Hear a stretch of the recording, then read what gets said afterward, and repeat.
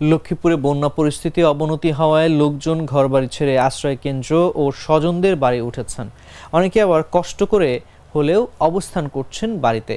চারদিকে পানি থাকায় খাটের উপর থাকছেন আর সেখানেই চলছে রান্নাবান্না। কোমর পানিতে যাতায়াতে অস্বস্তিতে পড়তে হচ্ছে এসব মানুষকে। এছাড়া সুপেয় পানিরও অভাব দেখা দিয়েছে।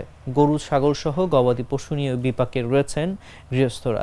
সংশ্লিষ্টদের সঙ্গে কথা বলে জানা গেছে লক্ষ্মীপুর পৌরসভার লামছড়ি মধ্য বাঞ্চানগর শিশু পার্ক এলাকা ও লাহারকান্দি ইউনিয়নের বিস্তীর্ণ এলাকার মানুষ পানিবন্দী।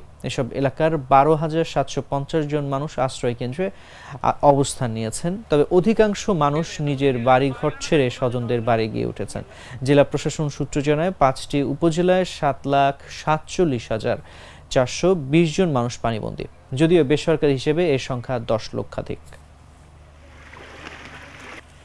এখানে কোনো আশ্রয় না, যে বাড়ি ঘরে পানি বেশি হয়ে গেছে। এখন রেতে অনেকদিন নিজের পরে দিয়ে অন্যের উপায় এখানে চলে আসি, যারা আশ্রয় নিয়েছি গরুরা আশ্রয় হাইছে এখানে আই তো ডগের মধ্যে হানিয়েছে ওই আছে ইয়ানো হাত আছে আর ডগারু আছে আপনার ওই খামারে বেড়াগো খামারে। র‍্যাকটা তো অনেক সুন্দর। শুধু সুন্দরই না, মজবুতও।